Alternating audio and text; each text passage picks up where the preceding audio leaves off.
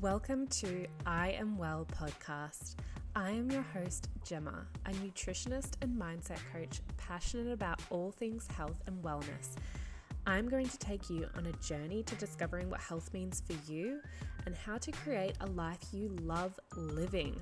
I'm on a mission to uplift those who feel overwhelmed with what it means to be healthy, reminding you, my listeners, that nutrition is only one aspect of health, and empower you to live your best life on your terms. Let's get to it.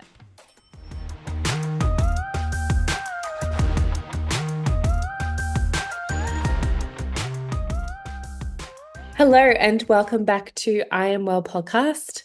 I'm your host, Gemma, nutrition coach and a mindset coach. And I'm going to talk to you today about the myths around nutrition for women. Just all the myths that are out there that I could find that I deem like we really need to get to the bottom of this and we really need to stop talking about this really and debunking it all. But first off, I'm just going to be real with you here. I was struggling a little mentally today, and I think it's really important to share this experience because I think sometimes when it comes to social media or when it comes to things out there that you might see in the world, like from other people, influencers, and you're like, oh, they look so confident, they look like they have it all. They're human, and they are going to have these emotions that will come in from time to time where it makes them second guess themselves. And this is what I had today. Today, I wasn't on my A game. And I'm going to be fully upfront with you all and say this because I want you to know that I have these days as well. And this is what, yes, I help this with my own clients, but I'm going through it too. Like I go through it too. And everything that I'm teaching you is literally from my self-experience as well. So today I don't know, I have been feeling on and off like the whole last 3 weeks. And there's a multitude of things going on. There's so much going on in my life right now. I also got sick. I got sick with, I'm pretty sure it was influenza A. I didn't get tested, but there were family members around me that had it. I know I was really bad because I had a fever. I had aches and pains. So I know 100% I was sick, right? And I tried my best to lean back, let my body heal itself, but I still have those voices in my head that's like, if you don't work now, if you don't keep at it, then you're going to fall behind. You know, your business is going to suffer. Everything that you've worked so hard for is going to fail just because you're sick. And I know that thought is so crazy because it's like, just what, having 1 or 2 days off, everything's just going to crumble and fall and I'll just have to quit. Like, is that really realistic? That's what I had to ask myself. And I came to it and I was like, no, it's not. And I thought it was just that week, but I have been feeling, I guess, off and on the weeks after that. There is a lot going on. Our lease runs out for the place that we got when we first came to Queensland, which was October last year. We actually came, but we got the lease in September. So the lease is going to run out soon and we don't want to stay here again. We want to try somewhere different. So we've been looking, and if you've rented before, you'll know that it's quite hard to be prepared with renting because you have to wait a certain amount of time to get a rental for it to be available for the time that you want. And then there's the whole factor of trying to get in before another person, and it's just such a headache sometimes. So we're right in the middle of like looking for a place at the moment. I've applied for 2 houses right now. We're going to look at one tomorrow. And it's just a lot. There's a lot on our plate. We also have to then pack up this house, move from this house to the new house. Plus, we have 2 little kids, this is a lot going on. And in the midst of this, I've also got my balance program that I'm working with my clients and I'm trying to help them there. I've also got a new business that's happening in the work, so I'm trying to help with that there. And then I'm also, if anyone is an entrepreneur or is working on their own business, you'll know how draining even social media can be. So I'm trying to keep on top of social media, trying to make sure I'm still showing my face, making sure that I'm still doing these podcast episodes. And you know what's happened is I've literally burnt myself out. But me being me, I've then fallen hard on myself and I'm going, what are you doing? Like you're not where you want to be. Like why are you falling behind? Why are you unmotivated? So this is what I was having the problem with today. I felt so unmotivated.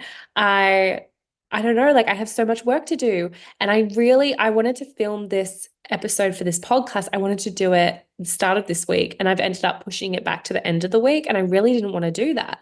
So I'm frustrated in myself that I've done that.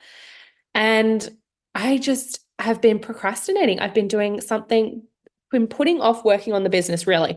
So instead, I took a longer lunch than what I would usually have. And then I snacked, and I never snack. I'm also coming up to my period. I'm about to be I'm a week before now. So I'm in my snacking phase, but usually I can handle it. I wanted to just snack that like all day. And you know what I figured out what it was? And this is because I really questioned myself. It's because I'm trying to distract myself. Like I'm not hungry, but I'm wanting to snack because it gives me something to do. It gives me an excuse not to go back and fight my issues and problems and stuff like that. You know what I did? I called my husband, and my husband, he is so good at this stuff. Like sometimes he's just that soundboard that I need. And he always comes back with really good advice. If you've heard him on the podcast, like you'll know like how good he is at giving advice. And he just made complete sense. And it's really just changed the way I'm doing my podcast episode today. Cause I was literally going to get stuck straight into, the nutrition myths around women. But I wanted to start off with this and be really real with you all so you understand like how we can get around this and how I've got it around it today. So I've called my husband and I've just explained to him like what's happened. And I told him how I've been starting to go to a Pilates class in the morning. I went to my first Reformers Pilates. I've never done Reformers Pilates before. I have done Pilates before. I've never done Reformers, and I was nervous, but I did it and I loved it. I was so happy. I called my husband Shane like straight away and I was telling him how awesome it was. Loved every moment of it. He could literally tell in the sound, like in my voice, that I was so excited. But I had booked a class for this morning. And then last night, just as we were like in bed, I quickly went onto the app and I canceled the class because I was like, no, I've got way too much work on. I can't go to this class. It's just going to eat up in my time. And so I canceled it. And instead, I came home and I just got ready for the day. I did a little workout at home. And then the rest of the day was just me getting ready and doing as much work as I can on the business because I felt like I was falling behind. And I was telling Shane today, I was like, I don't understand what's going on. I'm feeling so unmotivated. I'm procrastinating. Like I never usually procrastinate. I'm trying to find snacks to have just so I can keep myself busy rather than go back to doing work. What is that? Like I was like, usually I love doing work. Why am I like this? And he was like, I knew this. I knew this when you canceled your class this morning and you didn't go to Pilates. And I was like, what do you mean? And he's like, well, I heard it in your voice the other day. Like when you went to Pilates and you were telling me you loved it. You were so excited. You were so happy. And then you were so motivated to go back into your work and then help everyone else. And I was like, yeah, that was true. And then he straight away heard me go. I was like, oh, why didn't I go to Pilates? Damn it. I canceled my class. This is why I'm feeling like this. And then he was like, Gemma, stop it. Like, what are you doing? Stop it. You are now getting down on yourself for not going. Like, this is just this vicious cycle. And I don't know if anyone can relate to this. I'm sure there's some women out there that are listening to this that can relate. But isn't it just that, you know, you can never do enough. And when you try to do less, it still doesn't work. Every time, this is what goes through my mind. I'm always like, never feel like it's quite good enough. And he really just opened my eyes today. Like when I heard that, I was like, yeah, like I'm okay. I'm doing enough. Like I'm doing what I can do. And especially there is so much going on in our lives right now that if I really push it, and this is 100% what I teach my clients. So isn't it so funny? You teach it, but then sometimes you don't implement it yourself. Like, I'm doing so much. I've got so much going on and I'm trying to give so much of myself, but I keep forgetting to give it back to myself. So I know that was a bit of a story, but I just hope that someone gets something out of that. Like, it's okay to take those times to chill out for yourself, to relax. And that voice in your head that's going, what are you doing? That's panicking. That's saying you're wasting time. You need to get back to work. That voice is because it's uncomfortable. It's not something that you know. So it wants you to get back to what you're most comfortable doing. Um, and I think for me, I was starting to fall in back into my old self of who I was over a year ago. Like I was a lot less confident in myself, and all of those thoughts were coming back. And I really think it's happened ever since I got sick. And I haven't been leaning into all of my mindful practices and doing like my meditations, my journaling. I haven't been doing them as much. So then what's happened is my brain has quite quickly, gone back into its old thinking patterns that I thought I had put behind myself that were like, over a year ago, like almost 2 years ago now. So it just shows that even though you can create this new habit, this new ideal version of yourself, you have to keep implementing the practices that have been working for you, because if you don't, you can so quickly go back to that same person that you were prior. And remember, before that, like I was that person who was so self-conscious and so depressed for a long time. So that's what my body knows. So it was very quickly after I got sick that I started going back to that. So it's okay. I felt after that conversation with Shane, I felt so good. I was like, oh, I need to talk about this. I need to come on here and just say it like it is, because I don't want to come on here and pretend that I've got it all together and I'm motivated all the time and I do all the right things all the time. Like, no, I'm a human being and I obviously will have those self-doubting thoughts as well, as much as anyone else. So yeah, I hope someone got something out of that. And just don't just don't give up on yourself. Just keep going. Like, don't let those thoughts overcome you. And if you have fallen off the bandwagon, whether it's with your diet, whether it's with anything, work that you've got to do, whether you're procrastinating a lot, that doesn't define you, and that doesn't mean that you're stuck as that person now for the next few weeks, months, years, whatever it is. No, you can go back. You can change it. You have the power to change it. And all you need is, maybe you need that sounding board like I did with my husband, like just someone to talk to. Or maybe it's just writing it out, like writing out how you're feeling. Maybe it's just meditating, actually sitting there in your thoughts and thinking, does this really make sense? Like what I'm saying, is this really likely to happen? Like, why am I having these fears? It really it's so simple, but it matters so much. And it's something that I think I've been avoiding, because I think I reckon deep down it's like somewhat that I'm scared to dive in and really understand what my fear is. Because we don't really want to know what our fear is, because that's fearful, right? So yeah, I just thought that was really interesting and I would share that with you all today. Anyway, what I want to talk about for the rest of the podcast episode today is all these myths that I'm hearing around women's health. And I see it on social media and I just want to debunk as much as I can. And can I just also start by saying, if you are getting your health advice from social media, can you please, please, please be careful? Because remember that those people that are putting that stuff out there on social media, they only get 40 seconds in a reel, or maybe they're doing like a minute or so. Maybe they're only doing 20 seconds. So they are going to put something in there that grabs your attention and brings you to their profile, gets you into their space. So that's why if someone's like saying dairy is bad for your health, do not eat dairy. They want you to click on that to then go to their profile and be like, oh my God, I'm having dairy. What's wrong? And they want you to panic. But then you've got to remember there's only so much that someone can put in that small post at that time. And that's just to get you in, to draw you into their space. And they might then, unravel that more and say, dairy can be inflammatory if you're having it too much, or if you're a person that's suffering from this or this, and then it goes into a bit more and you're like, oh, okay, so wait, the dairy I'm having's all right. But you don't know that because you're just seeing headlines. And if you're not clicking into it, it's just leaving you with panic. And remember, this is what's bringing on those cortisol spikes. So this is what's going to be detrimental to your health. So I want to put that out there first because I just feel like so many of us now are using social media as our Google. We're not even using Google anymore. We're like literally listening to everything off social media. So first off, I've written them down. I've got 5 myths that I'm going to go through.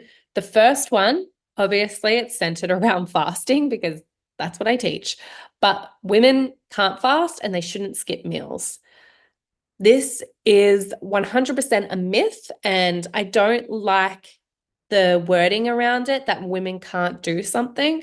I hate that when fasting came out, it was like, men can do it, but women can't because they have hormones and they need to take care of themselves. Like, I love talking to women about their hormones and getting them to understand that they go through this cycle, but I don't want it to seem like then that means that you're lesser than a man and you have to do things, you have to be really careful and you have to be really, you're really fragile. That's not the point of view that I want to get across here.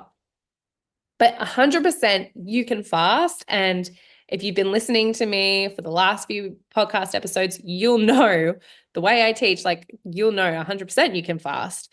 Remember, we have from days 1 to 10 of your menstrual cycle, you're building estrogen, and estrogen there actually wants you to be insulin sensitive, meaning it wants you to eat less. So that is the perfect time to fast. And estrogen doesn't care if you're under high stress, it can manage. So that's why anytime you've got high or building of estrogen, that's the time to lean into fasting. But here's where the catch is. We can't fast the week before our period because we're building up progesterone, and progesterone's a different story. Progesterone doesn't like stress. It can't handle it when you're under stress. Fasting brings on stress, which is why we shouldn't fast the week before our period. Okay? So, yes, women can fast. Yes, we have to do it differently to men, but no, that doesn't make us lesser than. It actually, we have different superpowers throughout our times of our cycle, which is incredible. Like, you know, that week before your period, don't make it seem like, oh, this is so annoying. I can't do this, but my husband can do it. Like, and then villainize your hormones for this. Like, why do I have to be a woman when I then can't keep leaning into fasting? It's forcing you to switch up that metabolic system. So it's forcing you to go into a different system. And one thing that men probably don't do either is take that time out to de-stress, work on that self-care and the self-love. That week, that's what it's forcing you to do. And that's what everyone should do. That's what even men should do. When men are fasting, yes, they can choose it off a weekly basis or a monthly basis, but they do have to lean in and out of fasting and do it different ways. They can't keep fasting the same way every day for the next 3 months because that's technically doing exactly what all the other diets are doing out there. And it's just teaching your body to stay in one system. And then you end up hitting a plateau and it's going to create all your goals. Like they just won't happen because you're just going to be stuck. So women can fast, and that doesn't make you less of because men actually have to change up their way of fasting too. They have to have some variety as well.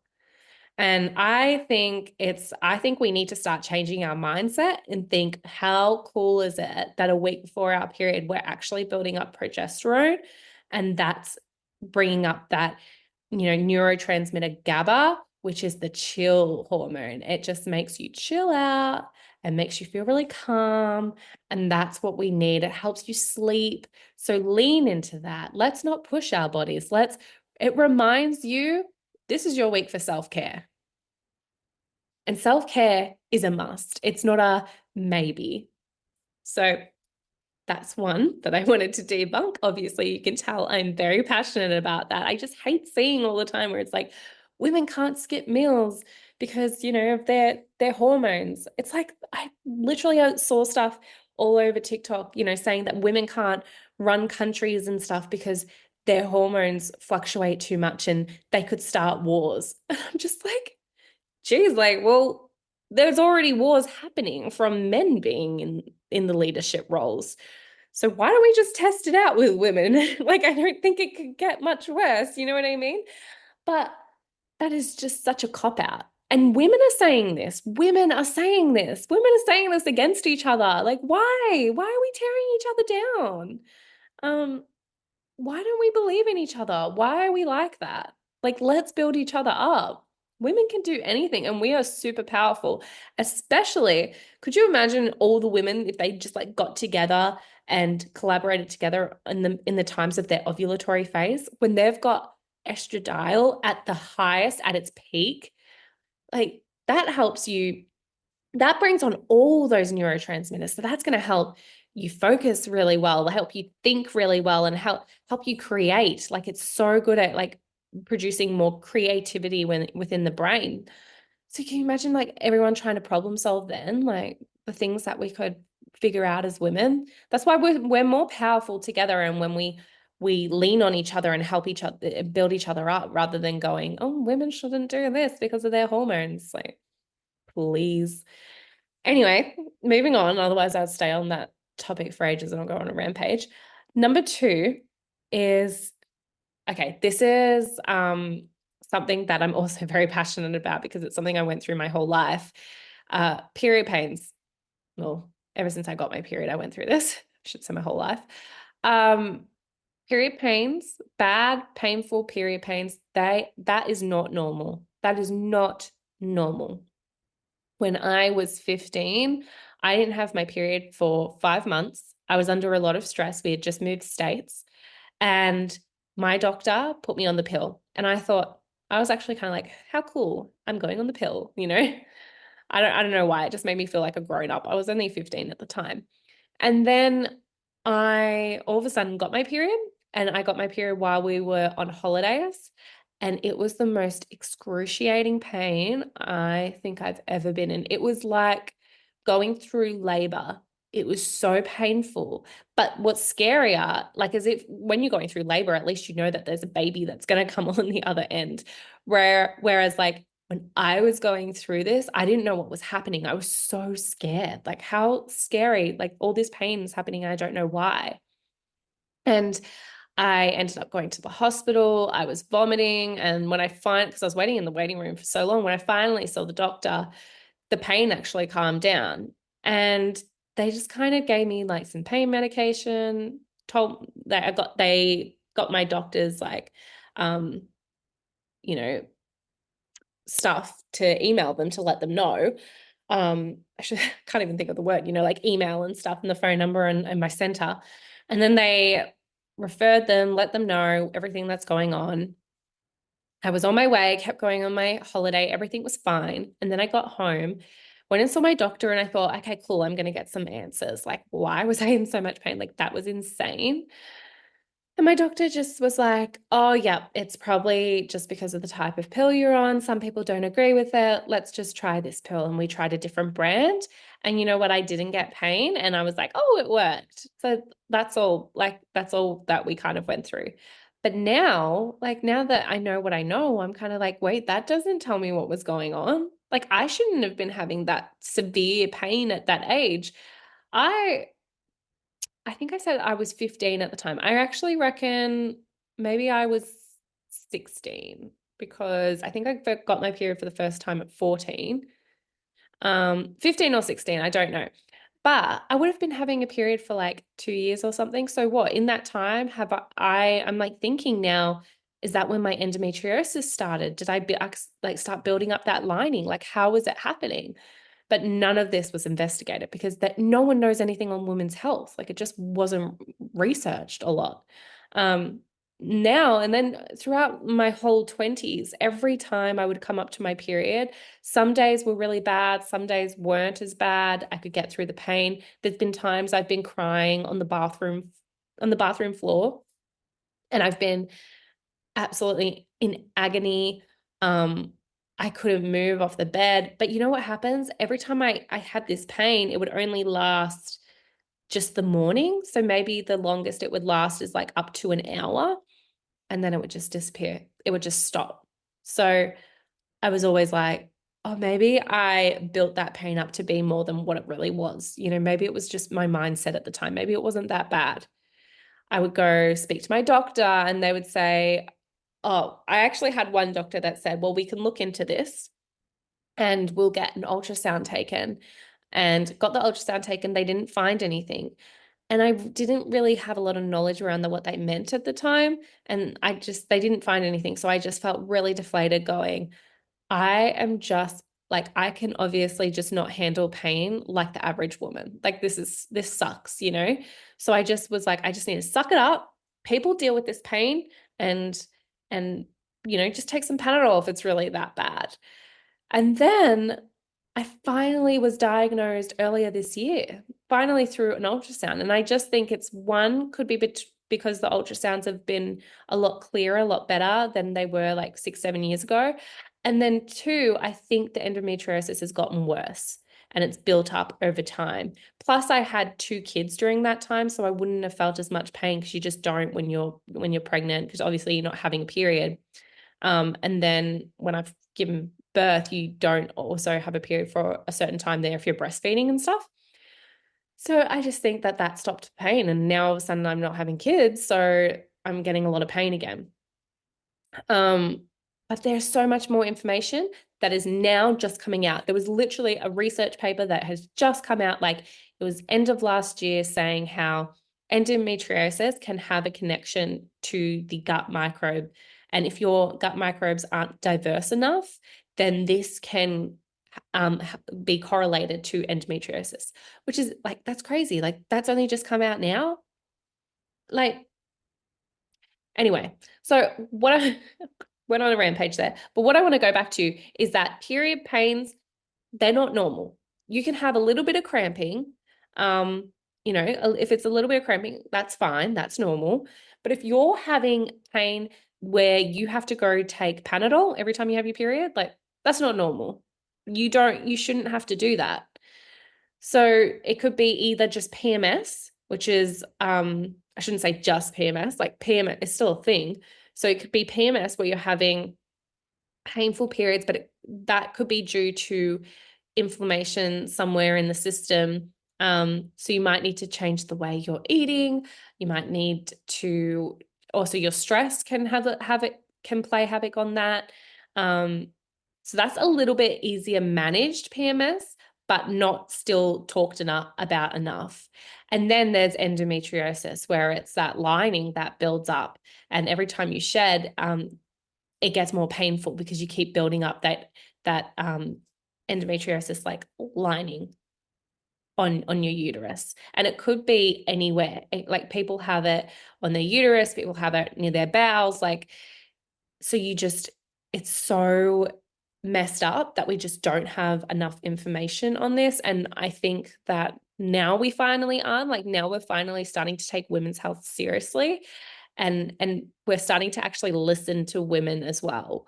Women who say, and what's great, one thing that's great about social media is people are actually starting to talk about it now, and they're going, oh my God, hey, she's having pains like me. And apparently that's not normal. So maybe I should go see my doctor. And now more women are coming out about it, which is incredible, because the more women that come out and talk about it, the more research that will be prompted to do and the more knowledge we'll have. So yeah, if you're having really painful periods, even if you're having pain around ovulatory phase, so in that the days like 11 to 15, please, please, please go see your doctor and tell them this. And hopefully they'll give you an ultrasound, and then they'll help like refer you to um, someone who can help with that, a gynecologist or um, endocrinologist. I'm not sure which one. So they'll help you with that. Um, but in saying that, be careful when you talk to your doctor, because they might say there's nothing you can do about it. All you can do is just take the pill, go on the pill, and you're just stuck with this for life, which I think is really unfair to say when we just still don't know a lot about it. And when I've done my own research and literally looked at research papers on like PubMed and stuff like journal peer reviewed journals, they're saying that there is a correlation between the gut not being diverse enough to endo. So I thought instead of me going on my pill, and my doctor did tell me if I'm not on the pill, my endo will keep building up, and then each month it will get even more painful. And like the previous month before that, I was in agony in bed. I was crying. I thought I'd have to go to hospital. So I was like, oh my God, it's going to get worse. But I really didn't want to go back on the pill.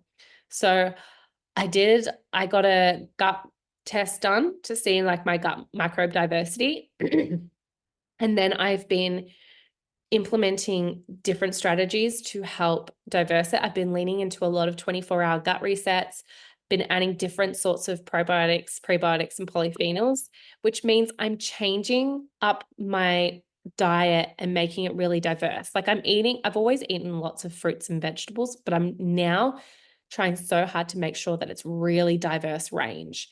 And for the last 2 months, and I'm not just saying this to like, I don't know, get clients to try to pretend that I know what I'm doing. I am saying this legitimately. I swear on my children's life, the last 2 times I have had next to no pain. Like it has been, I have had cramps. I have had cramps leading up, and that always tends to scare me because I go, oh my God, here it comes. It's going to be painful.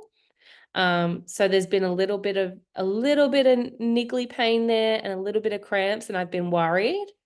But then when it comes, it's not painful. And what have I really worked on?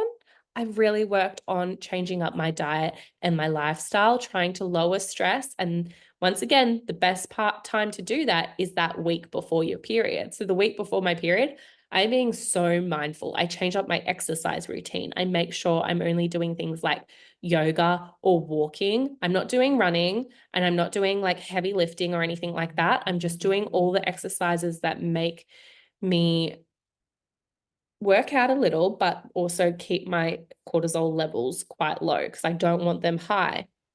I haven't been fasting, and I really bring in a lot of diverse range of fruit and vegetables. And I love dairy. Like I love dairy. And a lot of people say that you can't have dairy if you have endometriosis. I still have dairy.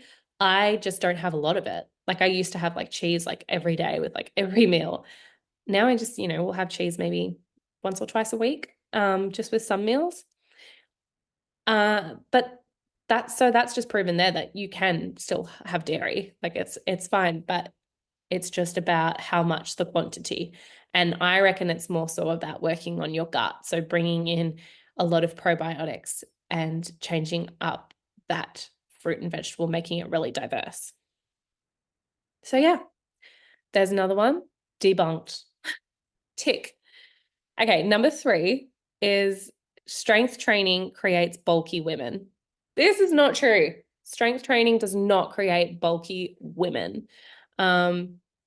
I don't know, like I heard that a lot. Like I was a dancer growing up, and I remember always hearing that when because we would like work out in the mornings before gym and stuff, and we did Pilates, like we leaned into a lot of Pilates, but I would hear that a lot that yeah, we don't want to work on a muscle too much because it'll build it up a lot, and we're going to have really stumpy thighs or legs or arms, and we're going to look like a man. And that is just not true. And I literally think that there's a plot out there that just makes women like they just don't want women to get strong, and they just want to keep women weak. So some man put that out there and we've all believed it. It is not true. And the best way that you can do this with a fasting lifestyle is you can do some heavy lifting, so some weights, especially around your ovulatory phase. That's really good to do weight training because you've got that testosterone there. So do some weight training in your fasted state. And then once you finish, go and eat protein. And that will actually help build up a really nice lean muscle. If you're getting like a lot of, like you've still got a lot of fat around your muscles, or you're feeling really bulky, it could be because you're not getting that lean muscle look. So that's why when you do workout or do like strength training, you should kind of do it in a fasted state to break down that muscle and then build it up with that protein straight away, making it nice and lean. And I promise you, you are not going to look bulky. I will leave the peer-reviewed studies in the notes below so it can show, I can prove it to you once and for all and debunk that myth that strength training makes bulky women. Not true. Number 4 is carbs make women fat. I hate this one.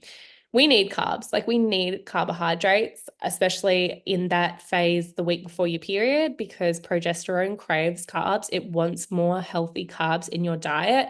And if you're not getting enough, you're not going to have your period. You will not bring up progesterone high enough for it to then help shed the lining.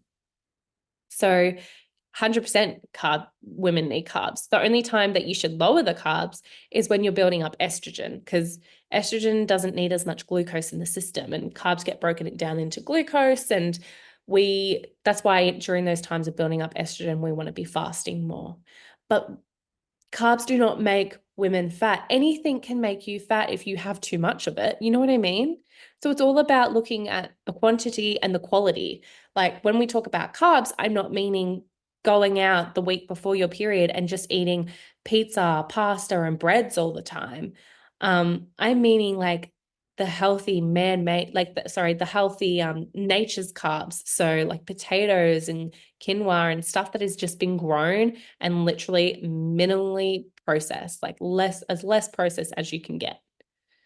So yeah, that's that. Number 4, debunk, ticked.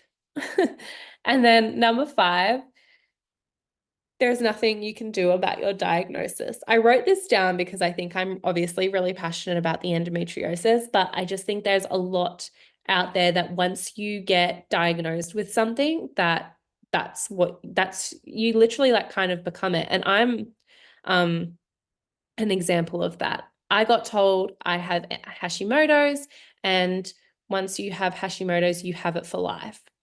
And I just have to be on this levothyroxine for the rest of my life, which is a hormone replacement for my thyroid because my thyroid isn't producing enough thyroid hormone. It's underactive.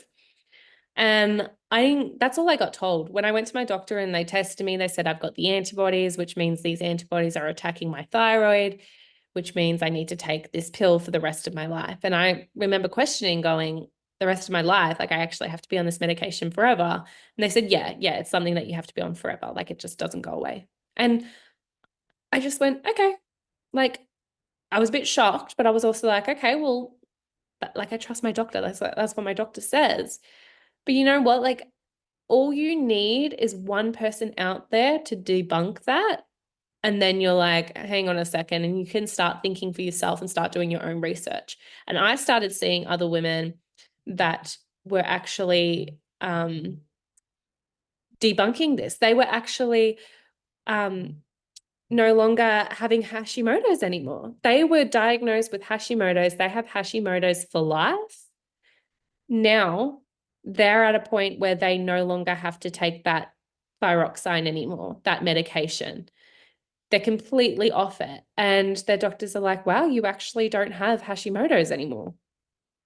So, as I said, all you need is that one person to prove them wrong, and then you can do anything. And I think it's a lot to do with lifestyle, your diet, but also your mindset. And if someone tells you you've got this for life, then you're stuck in that thought of, I've got this for life. There's nothing I can do. Therefore, your body will believe that.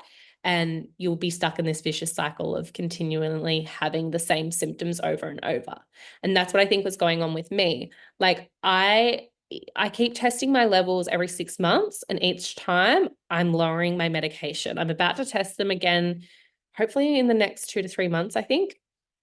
It should be. And I'm really keen to see because I'm feeling really good. I've lost some weight, which means it could be a sign that maybe my medication's too high.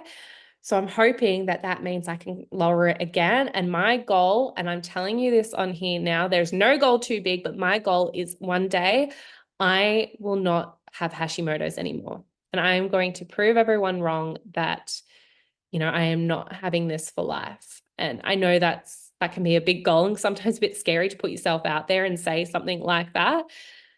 But I'm taking the initiative and I'm saying no, I'm turning my life upside down because I wholeheartedly believe it, because I've seen other people do it, and I am going to use my mindset. I'm going to use my nutrition principles, my fasting principles, and I'm going to change my diagnosis around.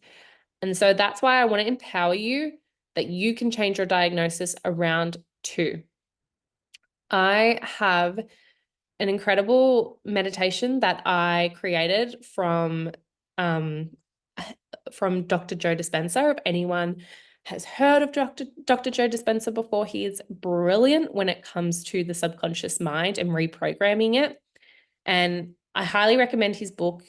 I think it's either You Are the Placebo or The Placebo Effect or something like that. And at the end, he gives you a script to create your own meditation of changing this belief around.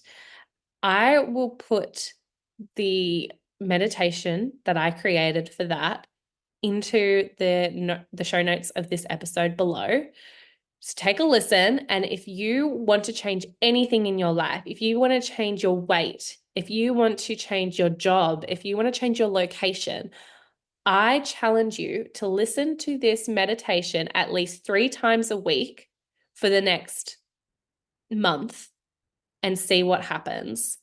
Do it for the next, I actually recommend to do up to 3 months. I'm pretty sure he says 3 months, but even just try it for a month and see what happens. Because if you read this book, you'll see that people have changed the way, they think. They've changed their life, are all because of doing this meditation. So it's about changing your self-belief, and then you'll change the person you are, and you can change your diagnosis. I think there was a woman that had MS, and she was able to, now, she was struggling walking. She was in a wheelchair. Now she's walking when they told her she'd never walk again. And that's what I mean. Like, you do hear these stories, but we all kind of think of it like, oh, it's a miracle. And it's like, no, it's them changing their mindset. So I'll put that in the show notes below. And then I'll put the research paper in the show notes below about strength training for women. And yeah, so that you can do your own research, have knowledge behind it, prove everyone else wrong, and then you can lean into this meditation practice and change your life, because people are doing it and I'm doing it, and I promise you I'm going to change mine. I'm saying it here today, and I'm going to be living proof of it in a year's time. That is my promise to myself. And if I don't, that's okay. But I'm not thinking like that. I'm thinking like it's going to happen. Because when you think it's going to happen, it happens. You just have to believe it. And you truly have to get to the subconscious, the deepest level, and truly believe it. So anyway, that's the episode today. Just those 5 things I really so badly am passionate about and really wanted to debunk for you. I hope today has been like an uplifting, motivational episode. And I just wanted to remind you that you can do anything in your life and you are not stuck. And you can change your life around, you can change your mood around, and you can do anything that you want. It's just we don't hear this enough, and we need to start believing it, and we need to start preaching it. And that's what I'm doing. Anyway, I hope you all have a wonderful week, and I'll talk to you all in the next episode.